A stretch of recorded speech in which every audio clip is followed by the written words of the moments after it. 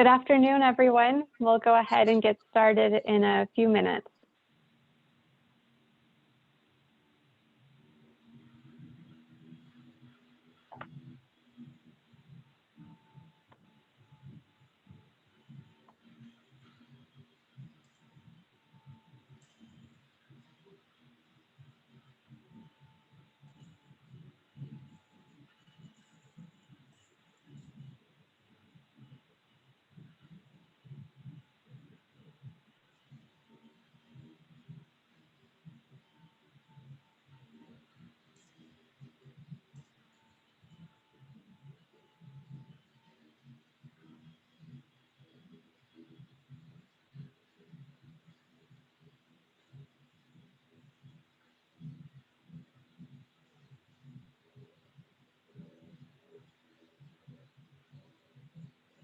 Good afternoon, everyone. Welcome to today's webinar, Smoothing the Bumps in the Road, How to Better Articulate Articulation. My name is Sarah Librant, and I'm the Director of Academic Leadership Initiatives for the Western Interstate Commission for Higher Education. Before we begin, I would like to share a few meeting norms. The plenary session of this webinar is being recorded and will be made available on our 2020-21 virtual meeting series webpage by Friday, April 16th. As you come into the webinar, all attendees are automatically muted and video is turned off.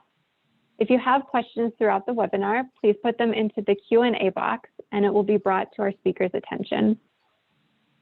If you're having technical difficulties, please privately chat with the meeting planner so that they can assist you.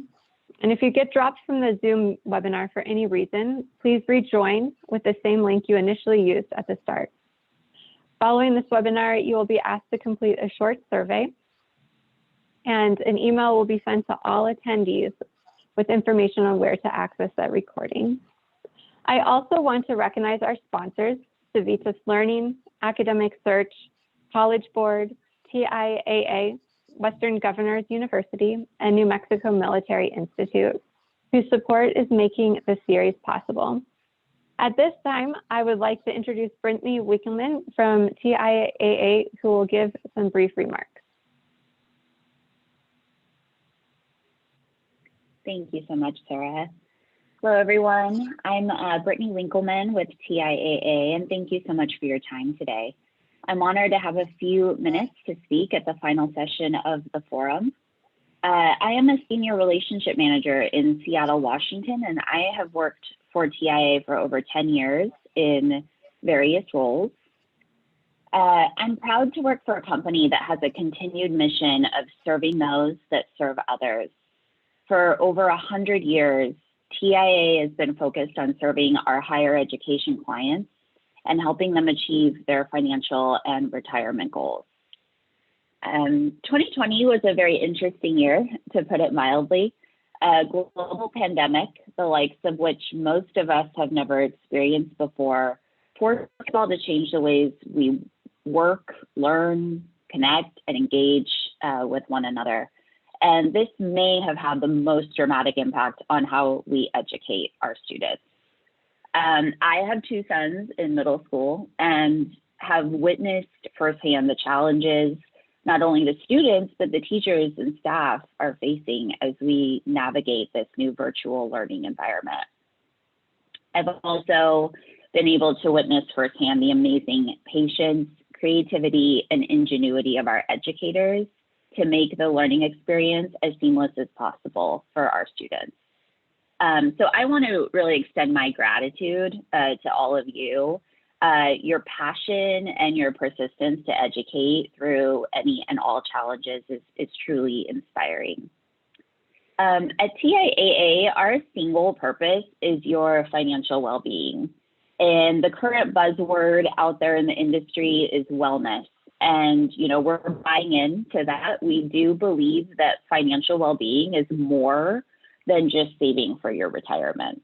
And that's why we meet each participant where they are in their life.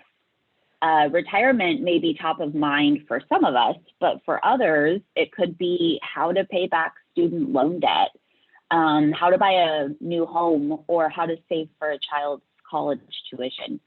We have the tools and resources to be a partner at every stage of life.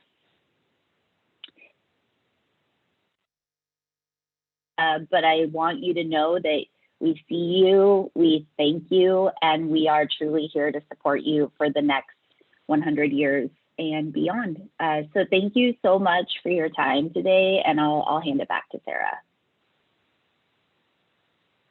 Thank you so much for sharing that, Brittany. I really appreciate it. And with that, it is my pleasure to announce the winners of the Bernice Joseph Award and Colleagues' Choice Award, which are given to innovative submissions from the 2-year and 4-year sectors, respectively. Before I announce the winners of each of these awards, I would like to commend all of you and your faculty and your staff in particular for the innovative work that has been undertaken this past year. The Bernice Joseph Award for the 2-year sector goes to Dorothy Welty and Red Rocks Community College for their program, Building Bridges in the Dark, Actions that Held Together a Theater Department in a Pandemic. This was initiated in the spring 2020 semester when theater history students were asked to incorporate a pandemic plan for how they would respond to the closing of their theater if they were an artistic director or producer. The students' great ideas culminated in the creation of several original online plays, including props built at students' homes, interviews with theater professionals, and a drive-through theater this spring. Dorothy is pictured here with the chair of the theater department, Kelly Jo Eldridge. Congratulations, Red Rocks Community College. The Colleagues' Choice Award for the 4-year sector goes to Felicia DeWald and University of Nevada, Reno for their program, Nevada Fit Boot Camps for Academic Success. Nevada Fit, which stands for Freshman Intensive Transition, takes place the week before the start of the fall semester and is designed to increase success for all students in every major. Students are organized into groups of 7 called packs, and each pack is guided by an upperclassman mentor who attends classes with participants, organizes study sessions, and offers advice. The critical element of Nevada Fit, however, is exposure to a rigorous and realistic core course, which at University of Nevada, Reno is usually a math course that students take during their fall semester. Students attend lectures, they get homework, they take exams in this class without fear of failing, and receive feedback on their homework and exams to gain important insight into what is expected of them. Congratulations, University of Nevada, Reno. And I'm now delighted to introduce our moderator, Eric Lashinsky, who will introduce our speakers. Thank you so much, Sarah. It is my honor and privilege to be here today to moderate our panel and to introduce our 3 distinguished speakers for the webinar. First, I'd like to introduce Dr. Aisha Lowe, who is Vice Chancellor of Educational Services at California Community Colleges. Dr. Lowe provides leadership for the Educational Services Division, including transfer and articulation. Prior to joining the Chancellor's Office in 2020, she served as Associate Professor of Education at William Jessup University, where she oversaw the thesis research of future teachers in training. Additionally, Dr. Lowe served the students of the Los Rios Community College District, Sierra College, and CSU Sacramento as an adjunct professor for over 8 years. She received her bachelor's degree in psychology and her master's in sociology from Stanford University, where she also received her PhD in education. Next, I'd like to introduce Dr. Michelle Marks, who became Chancellor of the University of Colorado, Denver in July 2020. A longtime leader and innovator in higher education, she's already launched a strategic planning process and an equity task force and is revitalizing the university's efforts in economic development, community partnerships, and digital learning. Dr. Marks previously served as Vice President for Academic Innovation and New Ventures, Vice Provost for Academic Affairs, and as a Professor of Management at George Mason University.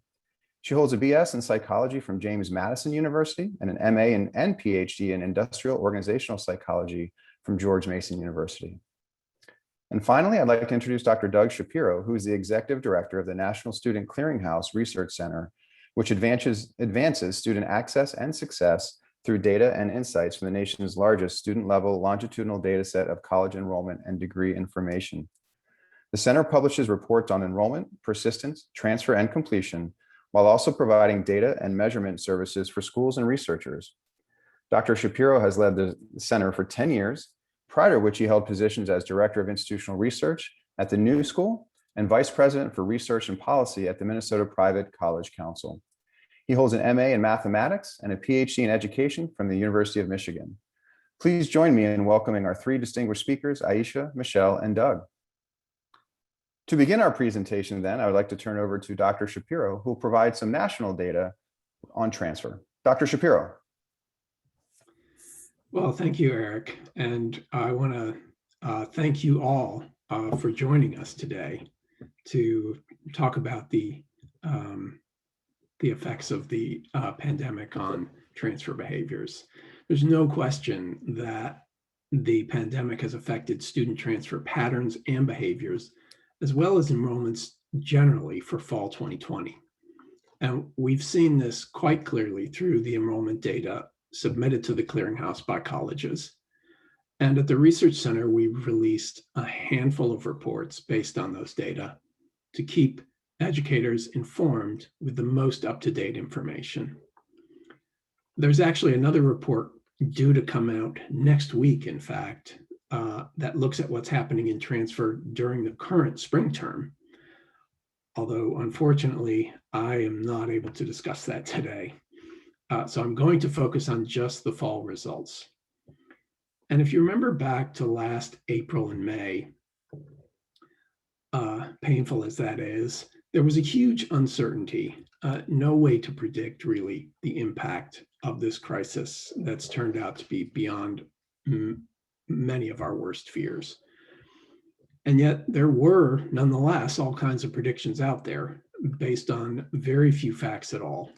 So for example, many experts feared that enrollments would decline by up to 20% this fall, even while community colleges were expected to grow as they always do during recessions.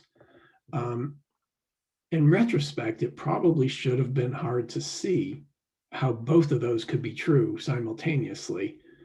But in fact, they have both proved to be false. Another example, many people expected freshmen, particularly those at traditional four-year colleges, to stay out, to take gap years, rather than miss out on that campus experience of freshman year. And that was certainly true for some, but many more, especially among less advantaged students who would have started at community colleges, seem to have been forced out, not by choice, but by financial and family circumstances beyond their control. And the declines among freshmen at community colleges were much more close to the 20% expectations for enrollments generally. So I won't read through all these other points because we're going to talk about them in the next slides. But just to point out that one of the most troubling effects of the pandemic seems to be how it has exposed and exacerbated the equity gaps that have always existed throughout our education system. And this was expected. And we've seen it play out, not just by race and ethnicity categories, but by income, by institutional categories as well. So let's turn now to the transfer outcomes, and we'll see how some of that played out.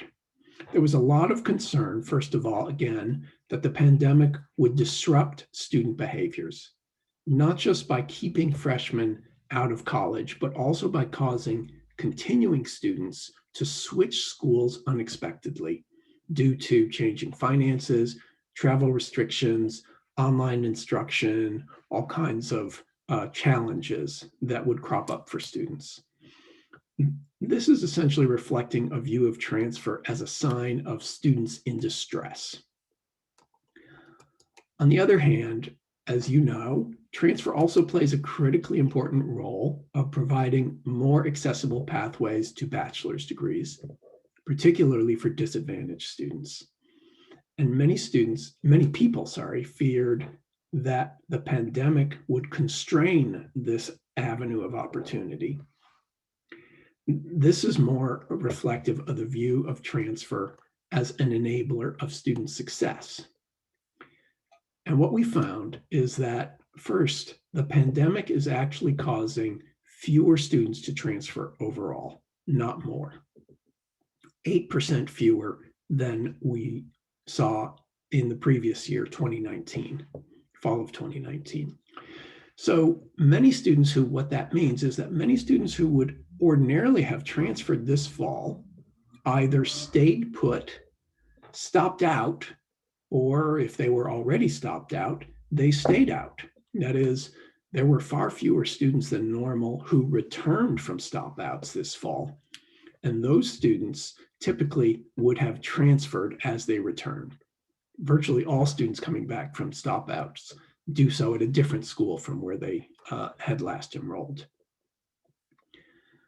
Second, within that overall trend, we found that reverse transfer is declining by far the most, counter to the expectation that more students from four-year schools would seek to reduce costs or limit travel or both by switching to nearby community colleges. That simply did not happen. We found instead a huge decline of 18% fewer students transferring from four-year to two-year institutions compared to last year's number. Lateral transfers also declined substantially. So this is students going from one two-year college to another or from one four-year college to another. And the declines were especially steep among community college students. Finally, the number of upward transfers declined by less than 1%, so almost flat. But as we go to the next slide, we'll see that some groups seem to have done so more than others.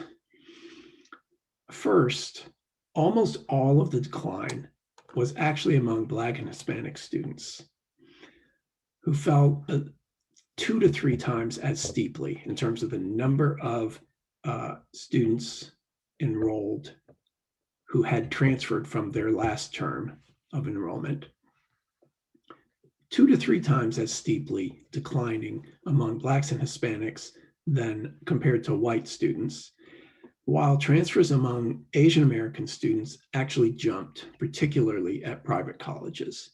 Now, this chart shows percentage point declines in terms of what percent of the currently enrolled students in fall, all the students who are enrolled, had transferred in. We call that a transfer in rate among current students. So even a tiny percentage here, when you think of what the denominator is, it's the total fall enrollment of all students. That represents significant numbers of students. And what that says is that the gaps are widening clearly. And it looks like the students who are more advantaged, those who were already more likely to make upward transfers, were able to capitalize on the opportunities created by four-year schools looking to make up for fewer freshmen, while the more disadvantaged students simply fell further behind.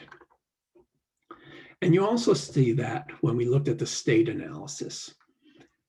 And here we found that those students who would typically have been expected to stay in state, often because they are not able to afford out-of-state tuition or to travel far from home, they were less likely to transfer at all, 2% fewer transfers within states.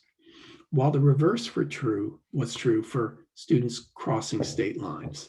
We actually saw 3% more students transferring from a community college to a four-year institution in a different state. So again, this is strongly suggestive that the existing gaps in equity and diversity of access to the bachelor's degree, in particular for community college students, has grown wider during the pandemic.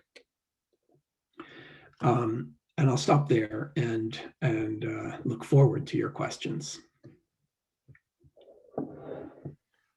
Thank you so much, Dr. Shapiro. And as a reminder for those who may have questions to ask, please use the Q&A message board that's at the bottom of the Zoom link. You can go ahead and click on that. And we'll be able to ask those questions towards the end of all three of our presentations. And next, I'd like to open the floor for Dr. Michelle Marks, who will take us more to a state level regarding what's occurring with transfer. So Dr. Marks. Thank you so much, Eric. And thank you to Doug and to the National Clearinghouse Research Center. The data you just showed, it's really, really useful and absolutely necessary for higher education leaders to evaluate what policies are working and what's not, and understand the trends. Here at the University of Colorado, Denver, we're an urban public research university with 15,000 students in one of the coolest cities in America, here in Denver. And half of our students are transfer students. And as Doug's data show in concrete numbers, that the impact of the pandemic on historically disadvantaged populations is super real.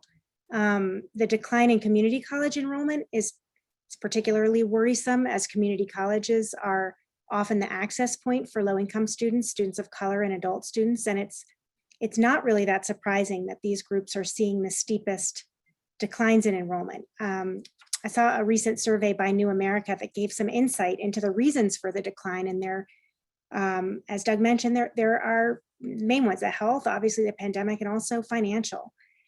Some students are concerned about catching COVID. Others lost their jobs or have their families lost their jobs and they're having difficulty paying their bills. So community college felt like a luxury item that had to be cut.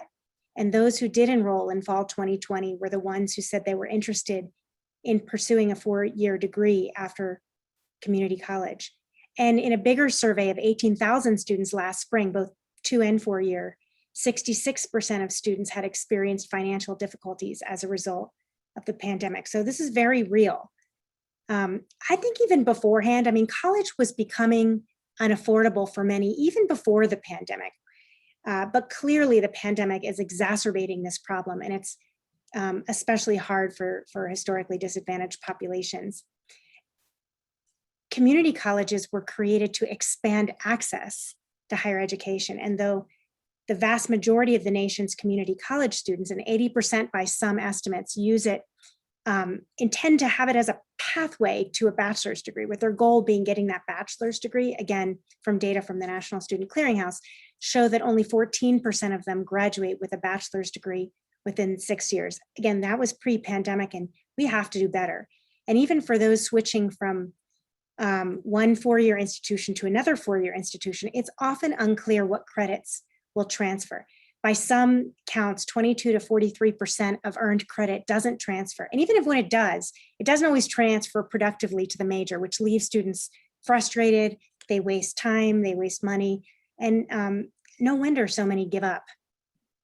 And I know there's been including WICHE has efforts, there's been national efforts and statewide efforts to smooth transfer pipeline through guaranteed admission program and articulation. And many have been very helpful, but they are not enough. They're not doing the work. They're not doing enough to really solve what I see as a huge barrier to college completion. I've been working on this issue for a number of years. I was pleased to be a part of a major effort, the formation of a task force at the American Council on Education. We came together just a year ago as the pandemic was hitting. It brought together 28 higher education presidents and chancellors from 4-year institutions and 2-year institutions to figure out how we do it better. Because even with all the efforts that are going on, it's just not enough. And there's a recognition that most institutions, looking inward at 4-year institutions, aren't designing education with transfer in mind. And the ACE task force focused on the central and perhaps most challenging piece of this, which is how do we improve awarding credits for learning at other institutions or outside of college even, and how do we maximize it to satisfy specific degree requirements. And the task force addressed inefficiencies and transfer credit policies and practices. And I think it's a call to action to all of higher education to figure out how to adopt policies and practices that maximize the award of credit and prior learning. And because student equity gaps have failed to budge over time, and raising questions about the effectiveness of existing transfer practices and policies, and increased our awareness of equity and racial injustice issues, makes it more imperative that this becomes the engine of social mobility and justice. I want to just summarize really quickly that the 6 key takeaways, the statements we made in that task force report for all of higher ed leaders. One is to prioritize credit for prior learning and to embed this priority in the culture of the institution. There's a lot of cultural issues at stake here. 2 is to improve institutions' transcript evaluation processes and make it easier for students to access their transcripts. 3 is to use technology, and there are many new technologies out there, to make review of credit faster and easier and more consistent.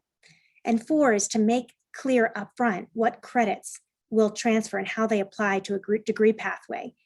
5 is to ensure the quality advising with early personalized information and guidance at key points, and use cross-institutional advising with key transfer partners. And 6 is to partner with sending and receiving transfer institutions through articulation agreements and structured pathways. You know, in Colorado, just zooming down to our state for a minute, we're seeing enrollment trends similar to the national ones and what Doug mentioned. In fall 2019, the headcount in Colorado, community college undergraduates, 90,000, over 90,000, 39% of undergraduates. In 4-year, 61% of undergraduates, for a total of 234,000 undergraduates. And the enrollment drops in Colorado were similar to the national trend from fall 2019 to fall 20. We saw a 5.5% drop across all higher ed and 6.3 at the community colleges. And unsurprisingly, we too are seeing more pandemic-induced stop-outs in the groups that are hardest hit by the pandemic. First gen was down 15.5%, Black students down 11%, Pell eligible down 16.6%. This is a huge problem. I just want to end with the fact that I think there's room for innovation. Now is the moment. We need to follow the quick pivot to remote learning last spring, which is where universities showed that we had the muscles to innovate. And I say, let's not stop here. Let's use that adaptability and innovation to support students' educational journeys, even when they cross institutions, and approaching transfer from the perspective of the student rather than the convenience of the institution is going to take real leadership and culture change. And also, lastly, to support a diversifying student body, we have to expand about how we think about higher education, not as a narrow path to a bachelor's degree, but as a system that values a range of experiences that students bring, that supports an educational journey that might involve multiple institutions, providing lifelong learning pathways across evolving careers. And doing that is going to really help us emerge from the pandemic better than we started in creating a more equitable society. Thank you. Thank you very much, Dr. Marks, and really appreciate you sharing the work at the national level with the 6 with the colleges coming together to support the work of transfer. And I appreciate you taking the lens further into the state of Colorado. So thanks so much. And again, we'll have time for questions and answers at the end of this. So if you have questions, please go ahead and place those in the Q&A box that you'll see towards the bottom of your screen, where you can go ahead and type in those questions there, and we'll do our best to facilitate the Q&A after our third and final presenter, and that's Dr. Aisha Lowe, who will also continue the conversation with transfer, but I think putting a much sharper focus on the equity lens with that. So Dr. Lowe, I will turn it over to you. Thank you very much. Thank you very much. And good afternoon, everyone, or good morning if you're like me, still here on the West Coast. So really piggybacking on what Doug and Michelle have already presented, as I looked at that data, that has definitely been the experience we have had in California in looking at the impact of COVID-19 on our students.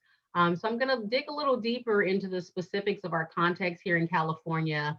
And in some ways, looking at California of a case study of what does it look like to innovate around transfer for a community college system, and some of the work that we have done to date in that area, and some of our thoughts and ideas and hopes for what that innovation could look like in the future. Next slide, please. So as we think about all of the context that has already been presented, knowing and understanding that we were already prior to COVID in a situation, the same here in California as we saw for the nation, as Michelle talked about, for Denver, of knowing that we have persistent inequities in our system, of knowing that our students of color and our low income students were often suffering even as they were trying to progress towards their education, and really seeing COVID-19 completely derail so many of those students as they face the realities of the impact of that pandemic on their personal lives. And so while this is always important to us, I think it's much more important, or exponentially more important, in the time and space that we are in right now. Within the state of California, really led out of our governor's office, we really have been talking about what is not just recovery going to look like, but what is an equitable recovery is going to look like. And for us here at the California Community Colleges Chancellor's Office, this, what you're seeing before you today, is really our guiding framework about how we will do what we are often best suited to do as a statewide agency in a chancellor's office, influencing policy, focusing on fiscal reform, that program alignment and support, all through the guided pathways framework, and ultimately towards some very specific goals that we have set for our system through our vision for success of the ways in which we want to substantially increase student outcomes across the board. Next slide, please. So as we look at those increases for student outcomes, you're seeing here our vision for success goals that we have set some numeric goals around these core areas of increasing attainment of credentials, and of course of transfer, of decreasing unit attainment, and I'll dig a little bit more into that and where we are on that right now, of making sure that as students complete a degree or credential tied to a particular field of study, do they actually then get a job related to that field of study? And then a very important focus on reducing equity gaps, reducing both racial ethnic equity gaps, but also regional gaps that we see within our state, that students' outcomes are often also correlated with what region of the state they are attending college in, and we want to see that to cease as well. These goals have been in place now. We're coming up on 4 years. Every year, our Chancellor Oakley, Elo Ortiz Oakley, does a state of the system to look at how we're progressing toward these goals. But I would say in the midst of 2020, and in particular in the racial unrest that has taken place in 2020, we really did lean into also a diversity, equity, and inclusion call to action for our system, that as we continue to work toward these goals, really pushing our system leaders on really leaning into making changes locally in their districts and on their campuses around diversity, equity, and inclusion, to interrogating practices and policies and structures that have been barriers to students for many years, and to really do the hard work to make those changes. Next slide, please. So with all of that in mind, we have a number of priorities that we are working towards, and it's really under guided pathways that all of this work around transfer fits, which is where I will primarily focus today. But we really have been working in particular in California on shifting our thinking around guided pathways from it being an initiative to it being a framework, an ideology, a way of being and doing for California community colleges. And so that work is front and center for us, and transfer is key to that. But you see here some of our other initiatives really tied to the vision for success, tied to our focus on diversity, equity, and inclusion, and well aligned with the governor's call for an equitable recovery. So we continue to do work around equitable placement. We have done a massive reform of the use of remedial or basic skill courses within our system, and we're continuing to evaluate that and now implementing that for ESL as well. We are preparing to shift as a system to our student-centered funding formula, so that funding will no longer be based simply on headcount or enrollment, but actually will be based on the outcomes that colleges and districts are getting for students. Lots of work around financial aid and basic needs, to the point that both Doug and Michelle made. We, of course, have always known that those were difficult realities for our students, but COVID just brought those to light at higher levels, just understanding that we have to shift our financial aid and financial support processes for community colleges to be based on the true cost of college, not just tuition and fees. And then lots of innovations taking place in teaching and learning. We have recently instituted regulations for prior learning assessment, which we call credit for prior learning, for competency-based education. We have pilots moving forward for community colleges to have bachelor's degrees. So lots of innovations taking place in teaching and learning as well. But next slide, I will shift my attention to our core focus here today, which is around transfer. So we are a massive system here in California. We have 116 colleges, 73 districts, and serve 2.1 million students, at least pre-pandemic. All right, we've definitely faced some enrollment declines due to COVID-19 as well, and are certainly strategizing around how we close those gaps. For transfer, then we have a number of transfer partners.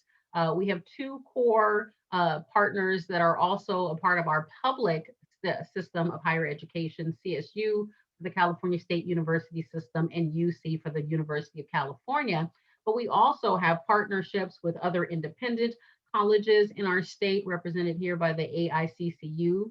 We have a very special partnership with our historically Black colleges and universities that we established a few years back, a partnership with WGU and Southern New Hampshire University. And we also do have some percentage of our students who ultimately transfer to other private or public institutions out of state. Next slide. Oh, press the button again. There we go. You can skip through all of this animation that is here. So where I will really focus today is going to be on the associate degree for transfer. That has been a place where there has really been legislative and sort of policy related innovation around transfer. We're coming on 10 years of what we call our associate degree for transfer, and a process that was set up to try to streamline transfer to the CSU in particular. But as you see here, a snapshot of some of the details of those other transfer partnerships that exist as well. Next slide, please. So what is transfer progress looking like? We are excited that transfer has been increasing, and that's been across the board and in the different transfer pathways that we have. What we're looking now to be able to add to this is to truly understand what impact did COVID have on our system and on our students' transferability. So that's data and research that is taking place right now to better understand what that impact has been. Next slide. So how did we get to this place? So a couple of things just in terms of some background on California and really the legislating of transfer, which something that is something that has not only happened historically, but we actually have some pending transfer bills right now. So for us here in California, since the adoption of the 1960 California Master Plan for Higher Education, the California community colleges have really played a significant role in providing all students of California access to post-secondary education. We like to say we accept the top 100% of students because we are that open admission, open access system with low cost of tuition and fees, which really makes us a feasible option for students, in particular for our socioeconomically disadvantaged students. And while pathways from the California community colleges to four-year degree programs, especially those in the CSU, the California State University System, or the UC, University of California System, while those pathways have always existed, there were, of course, persistent challenges to students streamlining their transfer process. And we really did identify four key barriers that ultimately led to Senate Bill 1440 and the creation of the associate degree for transfer. One barrier, many transfer-seeking community college students failed to matriculate into a four-year bachelor's degree program. So even though they were ready, they weren't transferring. Among students who did transfer to a bachelor's degree program, many did so after accumulating significantly more units than they needed to. They only need 60 units for an associate's degree, but were accumulating upwards of 90 units over the course of their time at our colleges. A third barrier that we identified is that students who transferred were often required to repeat lower division courses at the four-year institution that they had already successfully completed at the community college. And the last barrier we identified is that students who were successfully transferring were not earning an associate's degree on their way to transfer, and in so doing, sort of forfeiting some of the labor market value of a completed associate's degree and that completed coursework. So it's in the backdrop of that history and those barriers that SB 1440 was passed in 2010. We just celebrated the 10-year anniversary of the ADT last year. And that law really, the purpose of that law was to increase the number of students who successfully transferred, in particular from a community college to the CSU, the California State University system, by establishing this associate degree for transfer. And that associate degree really stipulated that if students completed those lower division courses at a community college, they then had guaranteed admission to the CSU system. Now, caveat, to the system, not to the particular college of their choice, but to the system, where the CSU system has 23 campuses to choose from. But they could have guaranteed admission into the CSU system in the major that they had chosen, come in with upper class standing, and then be able to complete their bachelor's degree with no more than 60 additional units of coursework to take at the CSU. So definitely an important legislative sort of innovation around transfer, really focused on 4 core goals. And you'll see those on the next slide, please. So as we identified the barriers, the idea was that the ADT, the associate degree for transfer, would directly impact those barriers to simplify the path for students, to reduce the number of excess units, to eliminate course repetition, and to ultimately increase the number of students who were transferring with an associate degree. So let's look at our progress. If we go to the next slide, please. So there certainly have been some important increases. The ADT, the associate degree for transfer, has grown substantially over time and has made progress towards some of the intended goals. So to that first question, did this ADT help increase the number of transfer completions? It absolutely did. In 2010, when this was first implemented, approximately 72,000 students earned at least one associate degree from a California community college. By 2018, 2019, that had increased to 150,000. So a substantial increase in the number of students earning an associate degree. 70% of those ADT graduates did then transfer to a bachelor's degree program, about 80% going into the CSU system and 18 into the UC system. So it certainly had a positive impact there. To the question though of did this innovation simplify the transfer path? Yes and no. The ADT certainly provided improved certainty to California community colleges students such that once they earned an ADT, they knew that they had satisfied those lower division requirements. They had some level of an admission guarantee. It certainly ensured that once students transferred, they would have a clear roadmap for completion within their BA program. However, not all programs at the CSU are mapped in alignment with all of our opportunities in the community colleges, and it's certainly much more difficult for the STEM fields where more courses are required.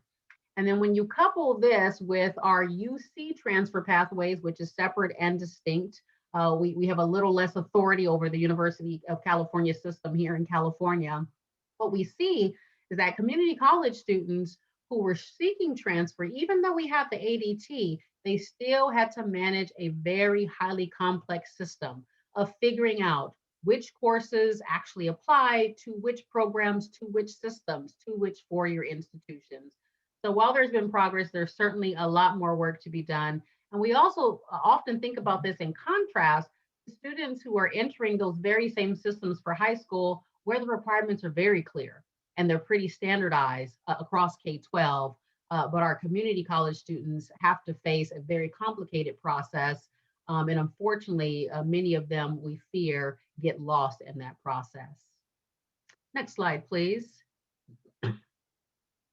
Now to that third priority, did this actually lead to a reduction in the accumulation of units?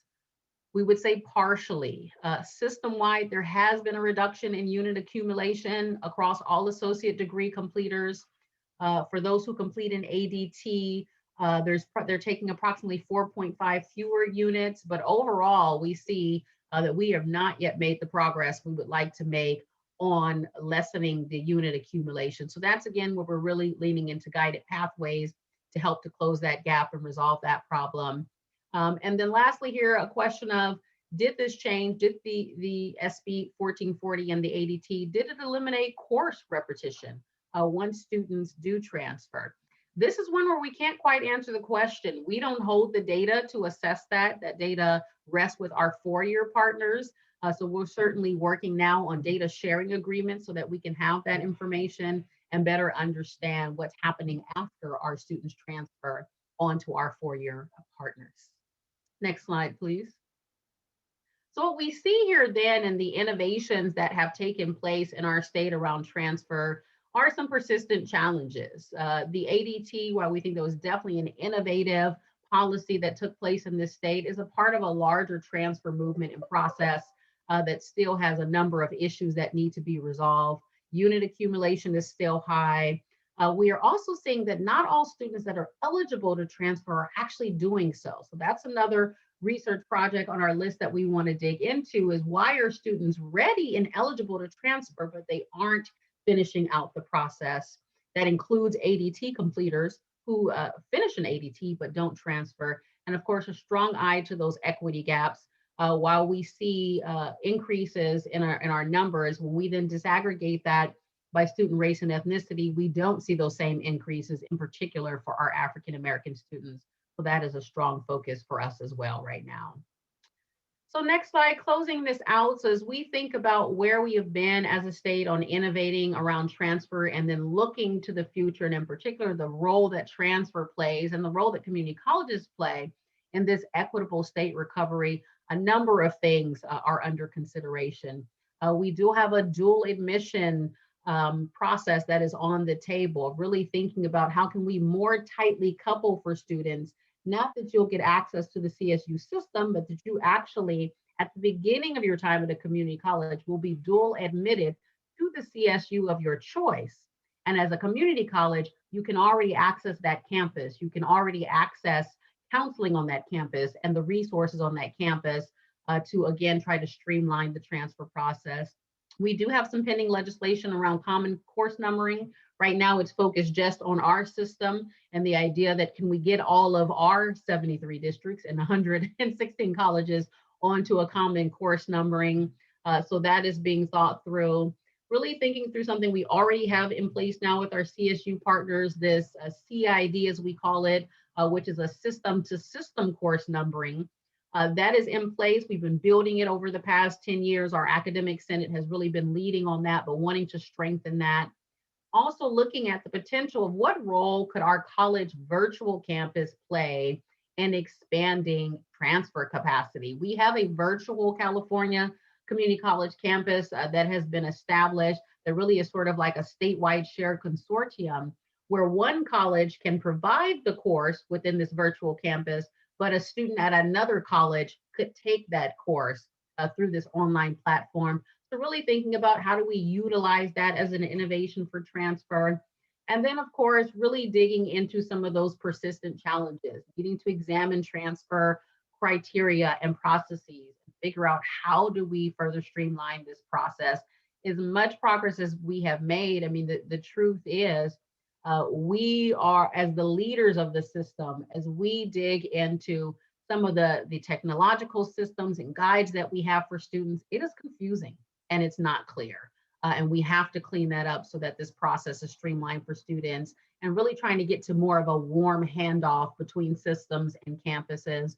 Looking at how we're innovating around things like credit for prior learning, competency-based education, making sure there's alignment with our transfer partners there, expanding those data sharing agreements, as I talked about, and then ultimately getting more feedback directly from our students. One thing COVID has taught us is that we have not always done a great job of going directly to our students to understand their experience.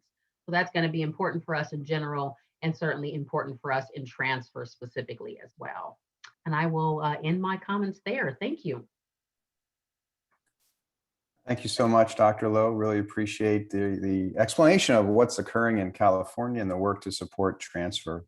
So with that, again, please go ahead and place some of your questions in the Q&A box. And one, just to kick us off, as I know we have about 10 minutes remaining, I'd like to ask our panelists, if there's one piece of advice, something that's actionable that you could give to our college leaders right now to improve the transfer experience for students, and if you will, smooth that what can be a bumpy road, to play off of our title, what's that one piece of advice you would offer? So I'd like to maybe begin with Dr. Marks to offer, to provide one piece of advice, then we'll go to Dr. Shapiro and then Dr. Lowe from there. So Dr. Marks, what's that one piece of advice you would give? Listen to the students. first of all, I'm so impressed with what the Community College of California, I've been watching that system with the work that I've done over the last decade, and they've done more than most. And you can also quickly see how overwhelming all of the different policies and pathways get. I think there's a big cultural element that often gets overlooked that really has to be done at the institution. And I'm pointing fingers now at four-year institutions. And in having a conversation about what if we were to shift the frame, instead of doing all these things, starting with what does it mean to redesign the college experience around a student who's going to have multiple, who's going to transfer across institutions. I think if you ask the question like that, you get a very interesting answer, and it's being more student friendly and helping students navigate. Thank you. Dr. Shapiro, thoughts on that question?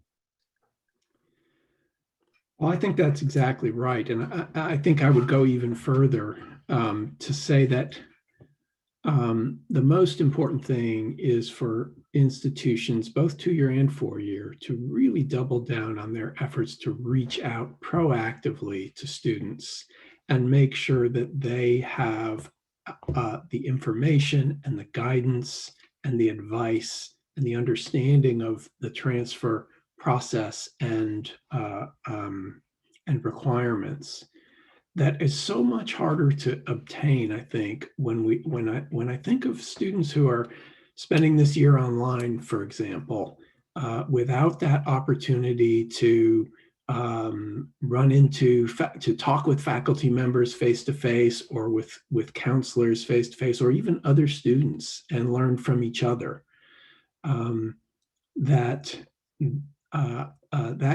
that's going to be some of the most important things that we can do to make sure that no opportunities are lost for students who may be thinking about transfer to actually be able to act on it. Thank you so much. And Dr. Lowe, what's one piece of advice you would offer our campus leaders to, again, smooth that transition for our transfer students? We are definitely, all three of us, on the same wavelength, because as Michelle said it, I was like, yes, listen to the students. But I think I would add to that in particular, I think there needs to be sort of an ideological mindset shift that we, whether we are 2-year institutions or 4-year institutions, we are a part of a state process, right, around supporting the health of our state, the economic growth of our state. So how do we then see all students as our students, right? Not those are your community college students and these are my 4-year students, because I think a lot of the barriers and roadblocks that exist have come because of those lines of demarcation that often as institutions we are so invested in holding on to, versus thinking we are actually servants of the state of California, or whatever state that you're in. We play this very important and pivotal role in the future and in the economy of our state. So how do we come together as educational institutions, as partners, see all students, and I want to pull into that K-12, see all students as our students. And then to Michelle's point, with that ideology and that mindset, what sort of processes and procedures and policies would we put into place if we really see all of the students from kindergarten, right, as that PK really through 16 system, and our dual shared responsibility for all of those students. Well said by all of you. And I love that thought of there are students, not just community college students or university students, but they're collectively our students, and let's solve it that way. Well stated. Thank you all. A question in the chat from David S.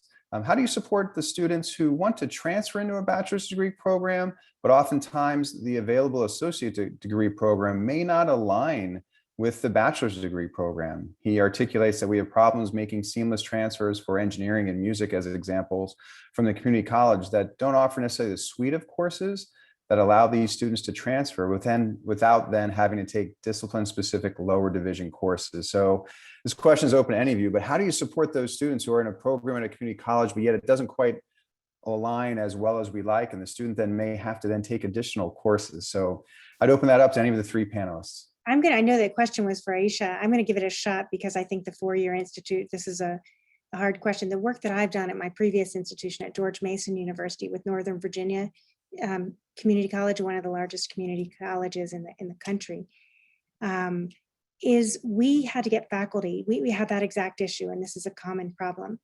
And it's not a problem that a community college can fix or a four-year institution can fix. You literally need to get faculty in the discipline sitting in a room together, designing a curriculum that has the right courses and the level of course material at the community college level that will prepare students to move seamlessly into the four-year program. And you need to, those conversations have to keep up because this curriculum changes.